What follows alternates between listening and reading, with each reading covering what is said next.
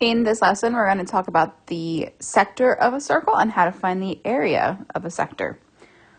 So the sector is just a section of a circle that is bounded by a central angle and intercepted by its arc. So the central angle is all of that area, and then the arc is just a part of the circumference of a circle. So think of it kind of like a piece of pizza, where the central angle is the part that's got the cheese and the sauce, and then the arc is the crust. So we're going to try to figure out how to find the area of a sector, or that gray shaded portion in this picture. So there's a formula that we use to find the area of a sector. Area equals x times pi r squared over 360. So x is how many degrees this angle is. So it'll always be different. And then r is the radius of the circle. So remember, your radius is halfway across the circle. It goes from the center and then halfway across. So you want to make sure that it's that halfway distance. All right, so we're going to look at a problem. Number 1, we want to find the area of the shaded part, also known as a sector. So you're using your area formula, which looks like that, what we just talked about. So remember, x is the central angle, how many degrees it is, and r is the radius. So they're telling you how many degrees it is, 51. And then BC is 16 feet. They tell you that right there. So that's your radius. So we're just going to plug everything in. So 51 times pi times 16 squared, all divided by 360. You can put all of that right into your calculator, and you're going to get 113.94, and this is an area, so feet squared. So what you're doing is you're just finding a part of a circle's area instead of the whole thing. So a circle is 360 degrees. That's why we're dividing by 360, because it's a part out of a whole. The 51 is the part, and 360 is the whole. So instead of the whole area, you're just finding a fraction of the part. All right, let's look at number 2. So your formula.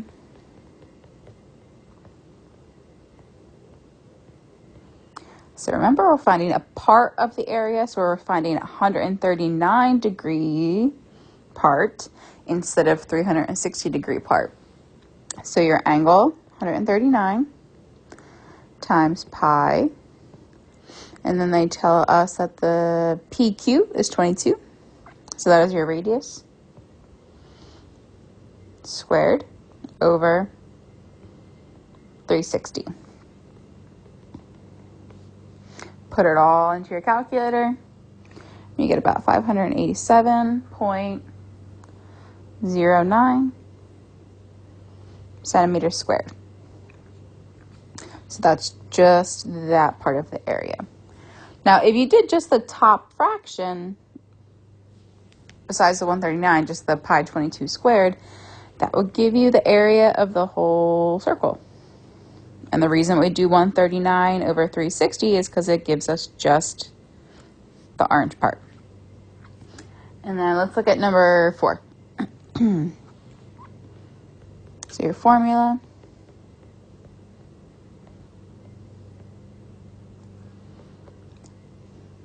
So we need the angle for the gray shaded part.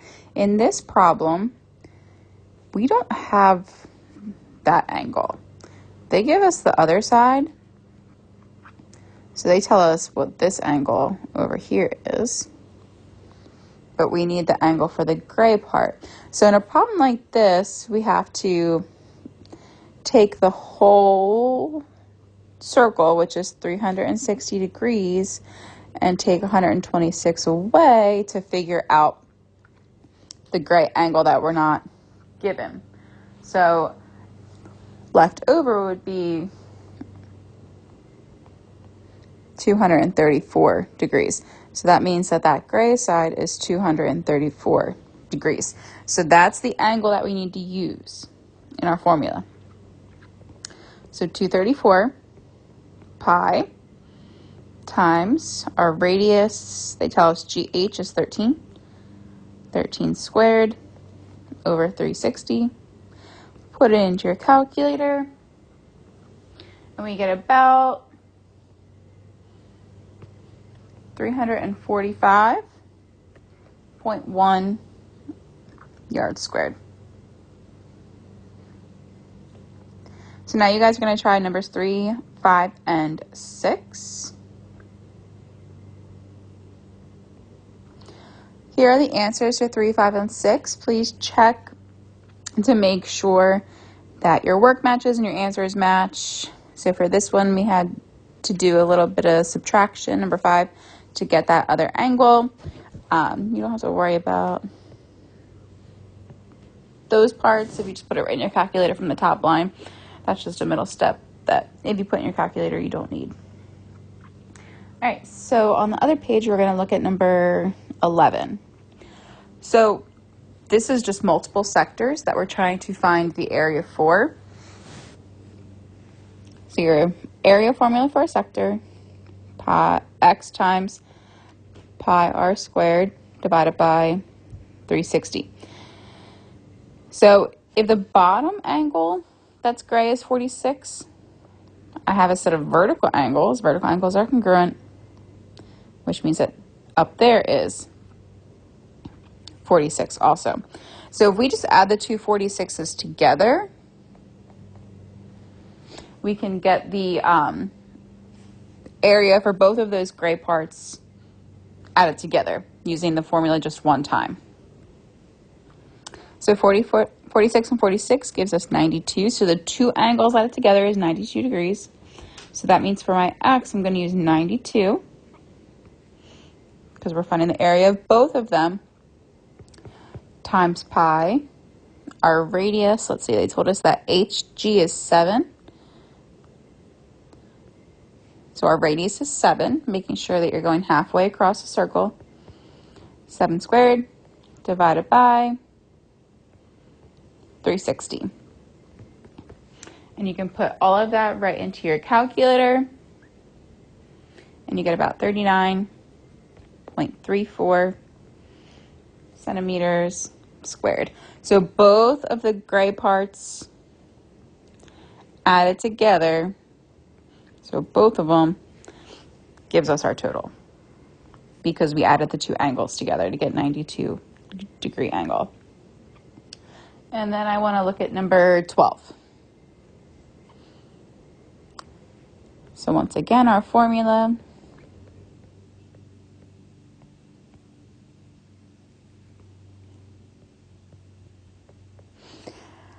So they tell us we have a 113 degree angle, which would be here and also here because they are vertical angles. So we need to add 113 and 113 together, and we get 226.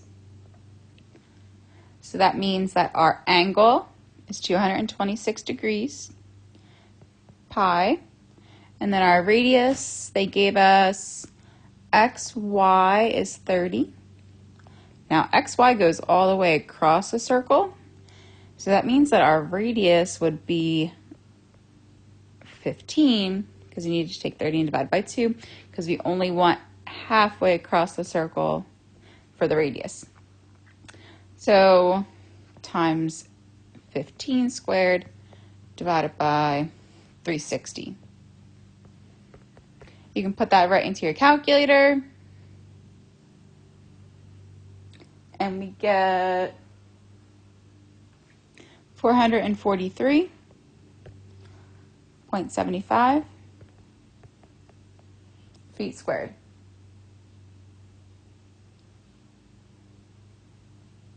And that would give you the area for both of the gray parts, because we used both of the angles. Now you're going to try 13 and 14.